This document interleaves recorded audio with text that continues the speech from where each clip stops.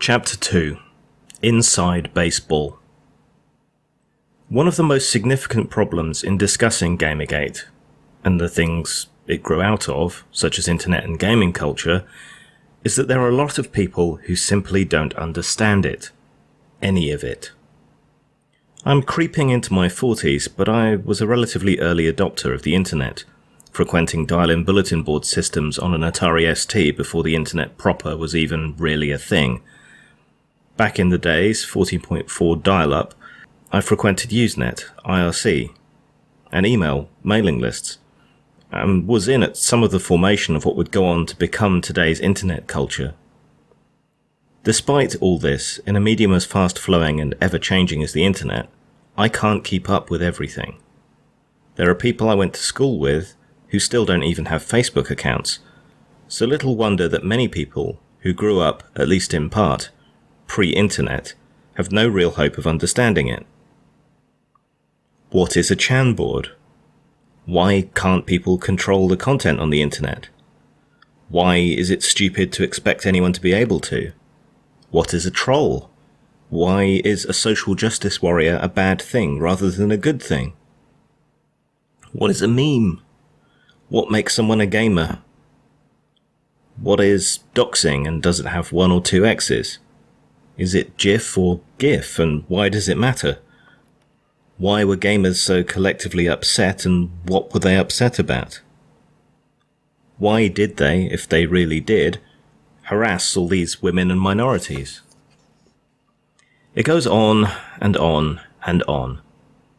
If we're going to talk about these things, then we need a mutual understanding of some of these terms and concepts.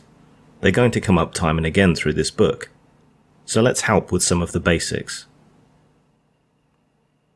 The chans. A chan board is a message board that anyone can use. The most infamous of these is 4chan, which mainly gave birth to the internet movement Anonymous, and which is the origin point of a lot of the memes we see spreading further around the internet. Even so, a chan isn't any one single thing.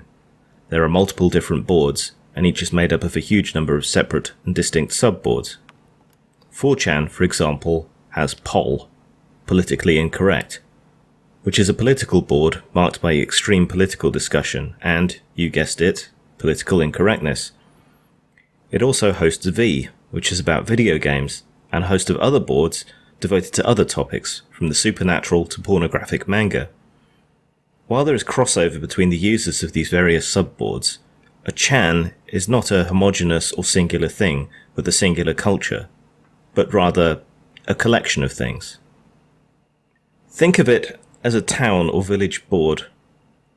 When you look at it, there might be notes from the church about upcoming meetings, a poster from the school about an open evening, perhaps adverts for yoga classes or a cleaning service. If the parish priest later gets arrested for molesting children, that doesn't reflect on the yoga class, the school, or the cleaners. Holding anyone else accountable just because they happen to use the same notice board is a special kind of stupid. Yet this is exactly what people do with chan boards. The chan boards also tend to embody the wilder ends of internet culture, the anti-censorship, information wants to be free culture that values anonymity and even makes a virtue out of it. It is thought, and there is some evidence to support this, that the anonymous nature of the boards means that the best ideas are the ones that thrive. Ideas on what constitutes best may vary.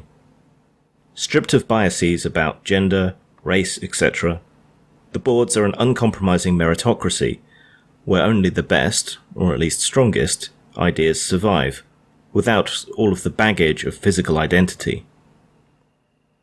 One of the most important things to remember about these boards is that they often use sick humour, political incorrectness, and forbidden language to self-segregate from normal people. Much of this, even most of it, is ironic and insincere, but if you're not in on the joke, being confronted with faggot, nigger, and cartoons of the happy merchant Jew are likely to seem shocking. It keeps a lot of people away. And that's the intention. It's like a filter to keep out people who can't handle the culture. Again, with the anonymity, None of these things mean anything, but they do keep the average sensitive soul out of the way. Once, the Chan boards were near absolute bastions of free expression. Since before 2014, however, the creeping censorship and control we've seen in other parts of the internet has been seeping into them too. The infamous 4chan even found Gamergate too spicy, perhaps because of sales negotiations at the time, and banned its discussion on their board, leading to a mass exodus to a similar board, 8chan. Chan culture informed a lot of the banter and language of Gamergate, and just like the Chans themselves, if you weren't in on the joke, it was easy to get it wrong. This has been particularly true given the double whammy of internet culture self-gatekeeping and the sheer lack of effort on the part of the media. Trolling. Whatever else troll might mean, anyone who disagrees with me cannot be a useful definition. Richard Dawkins. Trolling is at least as old as Usenet. It appears to take its name in part from the mythological beasts of legend, and partly from the fishing practice in which bait is slowly dragged through the water to get a bite. When it comes to the internet, it used to refer to the practice of making deliberately inflammatory, stupid, or otherwise provocative comments to stir people up and get them to bite, by replying. Well-crafted troll messages, often about abortion or religion, could ignite massive flame wars in newsgroups and get hundreds, even thousands of people taking it seriously and getting into arguments. The term is, these days, often abused to refer to people with genuine and heartfelt disagreements as a way to ignore them, or to excuse blocking them from social media. Many of the people called trolls can be abusive, forceful, or dogged, flaming, and many of them will leave an overwhelming number of comments, spamming. But this is distinct from trolling. Troll has become an almost meaningless term when used in the mouths or at the fingertips of many. This is especially true when it comes to the media, but it retains its old meaning to internet veterans, who are good, if not perfect, at spotting trolls. That the term is abused doesn't, however, mean that trolls do not exist. They very much do, taking advantage of internet anonymity and the ease of making new accounts in order to stir people up. Trolls are attracted to drama and will fake participation in all sides, turning people against each other, provoking them to react. And this is all for the perverse pleasure of culture jamming, playing people like puppets. To the uninitiated, it can be impossible to tell trolls from genuine critics and participants. Poe's law makes this even more challenging. Even worse, trolls, and some aspects of media and activism, appear to have settled into a mutually beneficial arrangement. When a columnist or activist posts something controversial and draws a reaction, they can point to that trolling as some justification for their beliefs and outrageous comments. The trolls, in turn, get publicity and the satisfaction of provoking such a high-profile response. Perhaps the best expression of this pointless and entirely theatrical relationship is Lewis's law, which is obvious bunk. If an adverse reaction to an ideological article proves the necessity of that article, that would justify racist, sexist, and other hateful articles. A white nationalist article is obviously going to draw opposition and insults, but that doesn't validate its point of view. The most important thing to remember about trolls is that they are not sincere. No matter what their personal beliefs, they will latch onto anything that upsets someone. If you're a loud, proud, and outspoken feminist, they will say cunt a lot, and tell you to make them a sandwich. If you're religious, they will argue atheism. If you're an atheist, they will argue religion. If you're fat, they will attack you on that. If you're gay, it will be that. None of it is real. It's smoke and mirrors to try and upset you, and it means nothing. I've had my share of trolling, and I'll admit that when younger I may have engaged in a little of it myself, winding up religious extremists and political nutters. Still, while it can be mean, even at its meanest, trolling is mostly harmless. Words on a screen that can be instantly ignored or blocked. Some trolling can be effective in that it can expose people's double standards, their credulity, bias and ignorance, but most of it is simply harmless nonsense. There's a distinct and important difference between mere trolling and actual harassment. I've also been a victim of that, and conflating the two is deeply dishonest and undermines the seriousness of genuine harassment. Social justice warriors. As per the Oxford English Dictionary, social justice is justice in terms of the distribution of wealth, opportunities, and privileges within a society. Who could be against that? How could being a warrior for that be a bad thing? Well, like a lot of things, the dictionary definition doesn't get into the substance of a thing as it occurs in practice. The term social justice warrior appears to have grown out of the older term keyboard warrior, referring to someone who was full of forceful talk and opinion online, but who never translated that into action in the real world. A social justice warrior is, then, a particular subset of this. They're the kind of person, on the left, who feels it necessary to point out and attack anything that they subjectively consider to be sexist, racist, or otherwise problematic. In today's wired-in world, the term keyboard warrior is no longer quite so stinging. What you do at your keyboard can end up making a real difference. Hashtags make the news, articles spread virally around the world, millions of dollars can be raised for a good cause with a few clicks. The downside is that witch hunts can be spurred just as quickly. Panicking companies and institutions are forced to react too quickly, often firing people or bowing to the will of Twitter mobs before details are clear, or before things have been thought out. This online shaming and the demolition of the line between one's personal and public life has come to concern many commentators. It has also become a favourite tactic of the social justice warriors, who are now referred to by other terms as well, such as the regressive left. This term has even expanded to define those who claim to be fighting for something, but end up contradicting themselves. Social justice warriors, for example, might pretend to be anti-racism, but you will find the most virulent racism against white people amongst their ranks, blaming them collectively for every ill of the world. Even worse, they will claim that somehow it is impossible to be racist against white people. This is the result of seeking to redefine language, the term racism, with a rather specific and limited academic redefinition, prejudice plus power, rather than only prejudice. Being a social justice warrior is nothing to be proud of, though some accused of it have attempted to reclaim the term as something positive.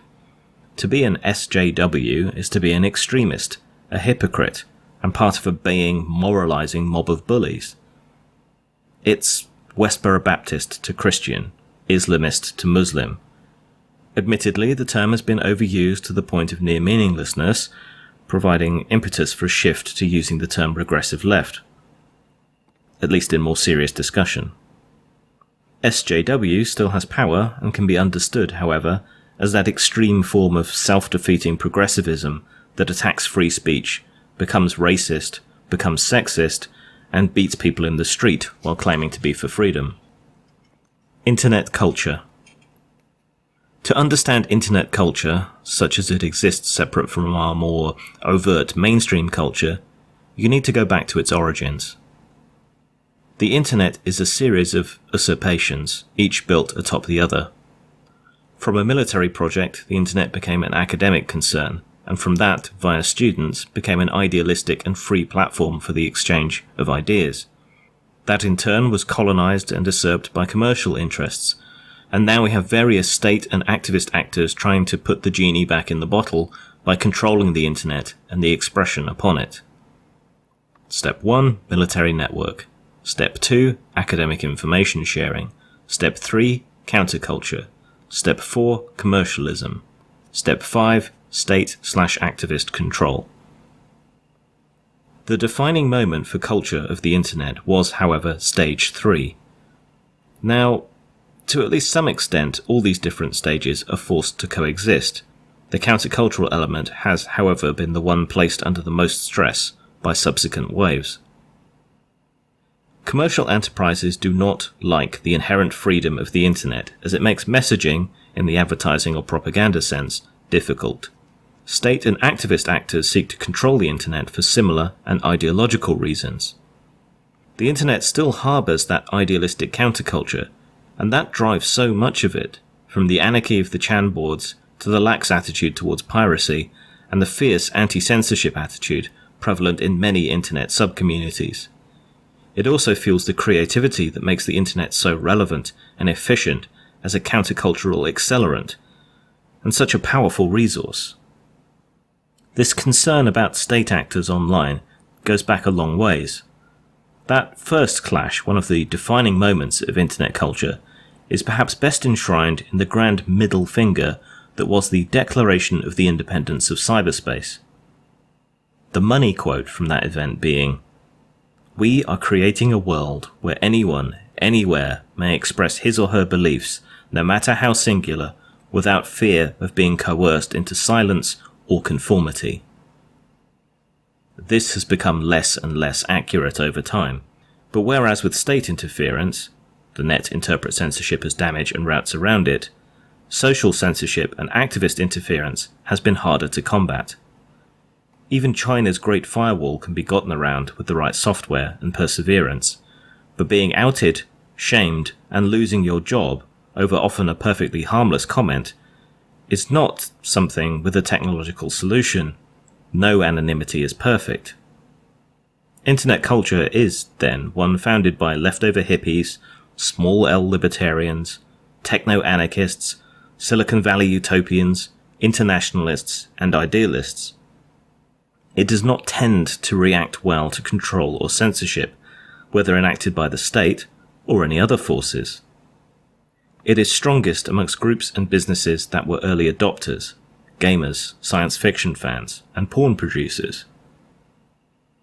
I've always been something of a utopian, dragged down by pragmatism from going completely la-la, but still wanting to see something good, even great. I've also tended to see technology as a way forward, a way of disseminating information, production, data, education, and overcoming boundaries. Certainly I saw many things change for the better as access to the internet became ubiquitous. My country's absurd censorship laws around pornography and entertainment couldn't stand up to the internet and became irrelevant.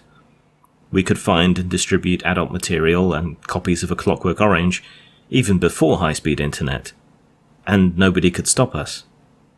People could download university reference books without having to take out a second mortgage, and they could learn by themselves. People could find people like themselves, significant for an isolated kinky goth kid living in a tiny village. It hasn't been 100% brilliant, but the overall positive, liberating effect has been evident and enormous. Memes. Technically, a meme is described as memes, discrete units of knowledge, gossip, jokes, and so on, are to culture what genes are to life. Just as biological evolution is driven by the survival of the fittest genes in the gene pool, cultural evolution may be driven by the most successful memes. In practice, it has come to mean those shared, silly images that are spread around and appear across social media, such as Sad Cat or Pepe the Frog. Memes in this sense are more like in-jokes, called memes because they spread virally, shared, reshared, and modified by those who encounter them. Many of them become rather intensely loaded with meaning or require a lot of decoding. They also move and change quickly. Misinterpreting them, getting them wrong, or taking them too seriously can mean the person doing so is failing a test of comprehension and exposing themselves as an outsider, an object of ridicule. Pepe the Frog is perhaps one of the best examples of how misunderstanding a meme, failing to understand internet irony, and taking things too seriously outs people as being clueless and makes them objects of ridicule. During the 2016 election in the United States, Many people used Pepe in memes to do with the election, mostly using him in conjunction with Donald Trump in one way or another. This was mainly done to trigger, to troll and upset, followers of Hillary Clinton. As their reactions grew, the memes only became nastier, spicier, and danker, a term appropriated from stoner culture to indicate a meme of particularly good quality and effectiveness. This got so out of control that Clinton even made the huge tactical error of mentioning Pepe in a speech, and the Anti-Defamation League and others tried to label Pepe a hate symbol. Needless to say, people found this fucking hilarious, and the number of offensive white supremacist and Nazi Pepes multiplied exponentially to make fun of this reaction and to provoke more of it. While the US Democratic Party and anti-hate groups were proudly displaying just how out of touch they were, trying to redefine ironic memes as hate speech, meme posters were reappropriating, or perhaps re-appropriating, a genuinely offensive meme and disarming it. Didn't do nothing is an abbreviation of I didn't do nothing. It emerged in 2014 alongside the Ferguson riots and the rise of Black Lives Matter. It refers to the typical, if inarticulate, defences made of victims of police shootings, and racists often post this in cartoon form alongside other phrases like "he a good boy" and so forth. While in some, even many cases, "didn't do nothing" turns out to have been something after all, this meme was mostly promulgated by racists. Until memesters got hold of it.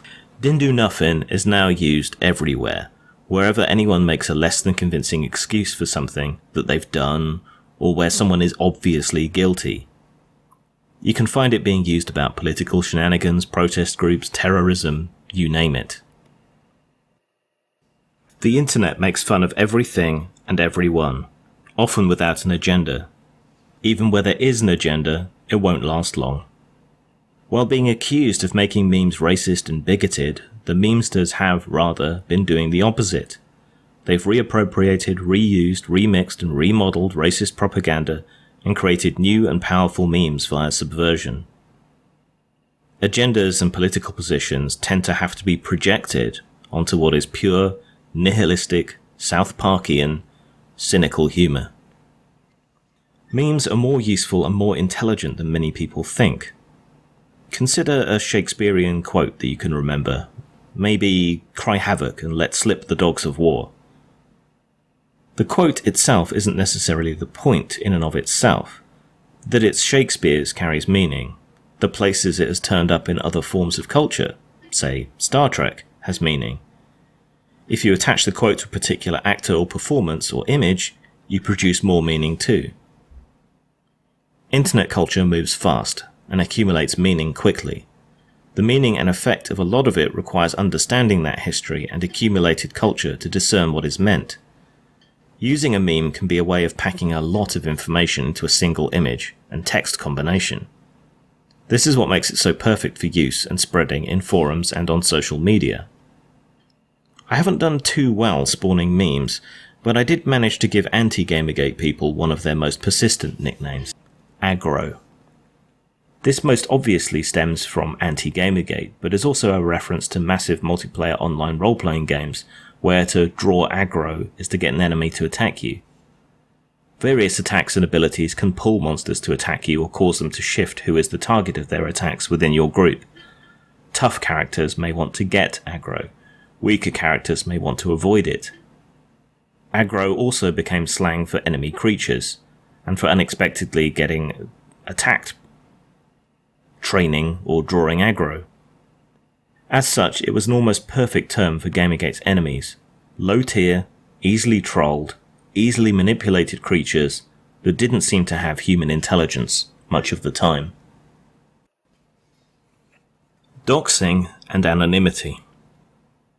Relative anonymity was the usual state of the internet, really up until the advent of social media. People used online handles and personas, much the way CB radio operators came up with their handles. You could be a dozen different people on a dozen different forums. You could be anyone or anything. and this was liberating in many ways, and part of the foundational philosophy of the Chan boards. When stripped of identity, ideas can sink or swim by themselves, on their merits. Or so is the intention. Anonymity, as well as freeing people of identity or allowing them to explore it, can also bring out the worst in people. It makes them free to say the most terrible things, share the most repugnant material, such as child pornography, and to scream their untrammeled id into the void. Only it's not a void, it's full of other people. Without anonymity, trolling is harder to do, abuse and piracy become harder to get away with. This is a dark side to the anonymity that the internet can provide, and we have to admit that it exists. Then again, besides the meritocratic philosophy of stripping away identity and prejudice, there is value to anonymity and even piracy. With that anonymity, it is possible for whistleblowers to expose corruption. It is possible for LGBT people in difficult home circumstances to find community and fellowship. In theocratic countries, non-believers and free thinkers can make friends and plan to escape, reform, or seek asylum. Dissidents can organize without so much fear of reprisal for their thought crimes. When it comes to piracy, expensive technical books required for university education can be downloaded for free, creating a more egalitarian distribution of education. This also avoids a small amount of extra debt. Copies of rare books, songs, and other material can similarly be copied, distributed, and safeguarded against being entirely lost. Online anonymity is then a two-edged sword. It has great value, but that comes with a cost in terms of trolling, civil and uncivil disobedience, and criminality. Still, that anonymity is valuable and a shield. It is uniquely valuable in the online space, and so threats to that anonymity are incredibly serious and a potential violation of privacy. Exposing someone's real-life persona and connecting it to their online activity is known as doxing. There's some debate over whether it has one or two X's. The term comes from documents. So, to dox is to expose someone's personal information, their address, phone number, identity, and so on, their documents. This exposes them to contact and confrontation. This can be used as a prank, to threaten them, pizza and SWAT teams, or many other things. Depending on their online activity, it can also expose them to arrest, and in some countries to death at the hands of the mob or of state actors. Currently, things seem to be swinging against online anonymity. Some of this comes from the new online culture that has emerged in the wake of social media. Some of it from companies wanting to track data. Some of it has come from the state in various nations wanting to crack down. Still, to many in internet culture, anonymity is key, even critical, and they're more than willing to pay the price in terms of blockable trolls to retain it. Anonymity and alternative identities online have stood me in relatively good stead over the years. Sometimes for good and noble reasons, other times for weak reasons. Multiple accounts used to be a good way of exploiting discounts or special offers, assuming made-up identities in order to get demos of software. It was also a good way of observing people who had a problem with you, and I've had many of those. Sometimes it's also fun to pretend to be someone or something other than you are. In this way you can gain a limited exposure to the point of view of the other by adopting their persona. It was certainly educational to assume a female identity and to examine the claims made about women online. I found people tended to be polite, helpful, and generous, and that I got less harassment. But the harassment that I did get was way more sexual. This whole possibility is falling by the wayside, which is a shame, as it does seem to be one of the few ways to eliminate or explore social prejudice. Gamers versus people who play games. To many, this may seem like a distinction without a difference, but within gamer culture, it is an incredibly significant difference. Many statistics and studies claiming to be about gamers aren't aimed at gamers as they self-identify. they throw their net absurdly wide, to the point where anyone who has played Candy Crush or online bingo is counted as a gamer. This skews the gender proportion studies of gamers out of whack, in particular, while presenting a contradictory message about needing change to encourage inclusion. If it's already mostly women, why change anything? More accurate surveys based around types of game still show a gender difference, though the gap there is slowly closing. This whole terminology issue is not especially aided by gamer not really having a definitive definition. Does it only include people who've built their gaming PC? Individuals who've been playing computer games since they were 3? Those that know the ins and outs of imported games, that play online or play professionally? No, it's wider than that, but still does not include those filthy casuals who only play things like Farmville and Angry Birds, no matter how much time or money they happen to throw at these games. It's a term that's hard to pin down, but very meaningful to a lot of people. To understand the distinction, it is perhaps best to take a look at analogies from other pastimes with more respectability.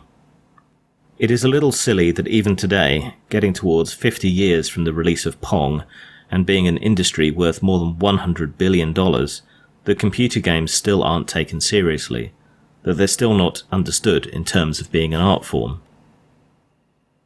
Consider films. There is most definitely a difference between someone who takes their nephew to see the newest blockbuster once per season and someone who can rattle off every straight-to-video 1980s horror schlock classic.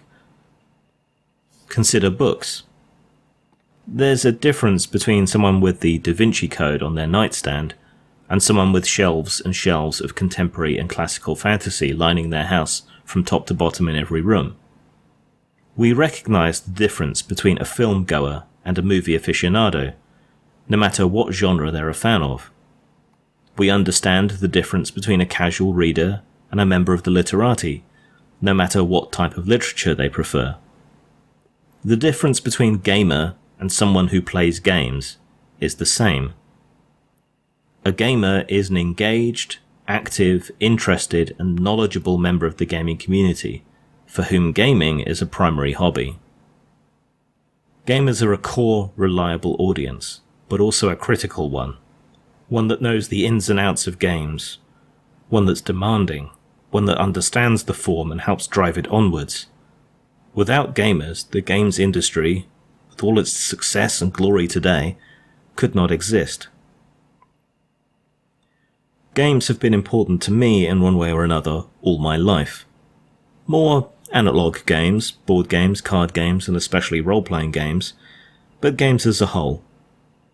My dad was a maths teacher before schools had IT classes, and an early adopter of home computing. I cut my teeth on a variety of early home computers that he built, bought, or borrowed, and those of some of my better-off friends. The ZX Spectrum was a formative experience, from the Off-White Knight and Motos to Game Over and Everyone's a Wally. The computer was always something aside from my main love, RPGs, until the advent of 16-bit. These games were a bit longer and more involving. The technology produced games that could at least somewhat approximate those more satisfying RPG experiences. Blood Witch and Dungeon Master, Midwinter and Carrier Command, these were a lot better. As I got older, it got harder and harder to get people together for tabletop gaming sessions, but computers with internet access meant you could roleplay whenever you wanted. Multi-user dungeons to start with, later massively multiplayer online RPGs like Rhizome, Warcraft or Anarchy Online. Then voice over IP and online group chat hosting combined the two into one. I consider myself a gamer, just perhaps using that term a bit more broadly than many. After all, it used to refer to tabletop games. Normies. If you don't know all this stuff that I'm describing to you already, then odds are that you're a normie. Many subcultures have terms for those outside the subculture and those who aren't in the know. When I was a young goth, we referred to those outside the subculture, or allied subcultures, as mundanes. If you've read Harry Potter, then some lines of comparison could be drawn with muggles and the pity or scorn they can attract, if not outright hatred. Normies don't understand internet culture. They don't get irony or sarcasm. They're triggered by dark humour and the intentionally offensive nature of many memes, when they don't just stare at them in blank incomprehension. When internet culture bumps up against normies, there is often trouble due to the mutual misunderstanding and lack of shared values. The anonymous pro-free speech, rough and tumble nature of the internet can clash intensely with people's fears, prejudices, and politics. When the real world encounters sections of the internet, it's very easy for it to be misunderstood, monstered, and blamed for things. A normie will see what appears to be an anti-Semitic cartoon and will conclude that whoever posted it is a Nazi. They will see a meme with "oh shit nigger" on it and will assume the poster is racist. A cop was fired on this basis. In context, these needn't be misunderstood. There's a failure to communicate between different cultures. Vivian James. Vivian James, a play on video games, is a mascot character originating from polls and discussion on the 4chan boards V and Poll. She is meant to embody the everyman gamer, a grumpy, tired-looking obsessive who is fierce in defense of games, but who is also a deliberate defiance of the fat white male basement dweller stereotype that really hasn't been true for some years. Vivian was created specifically to submit as a character in exchange for sponsorship payments to the fine young capitalists. TFYC was a charity effort to help encourage young women into gaming, without the same ideologically feminist baggage many similar efforts brought along with them. TFYC had fallen afoul of Zoe Quinn and similar culture warriors in gaming, more on this later, and were one of the first major charities and causes that the nascent Gamergate movement took up in support of. Vivian James has since become an important gaming symbol, and looks poised to stay around for a long time, in comics, games and other material, including Rule 34. Look it up, or don't. This despite people trying to claim she's a hate symbol, or a veil for misogyny. As an open source character, anyone is free to use her, which draws some interesting comparisons with Octobriana, another politicized but public domain character. The existence of Vivian, along with other embodiments of websites and boards, gave Gamergate and its successor movements a definite head start in the meme wars. Interestingly, no similar ideas have sprung up, and attempts to subvert or devalue Vivian have only backfired, especially her blonde SJW counterpart, Lillian Woods. With a basis of understanding, we can now move forwards in greater detail. It's been called misogynistic, racist, a hate group, reactionary. It's been blamed for Trump, for keeping women out of games and technology. None of this is true. If you want the real story, then you need to buy Inside Gamergate. They love their parasite God.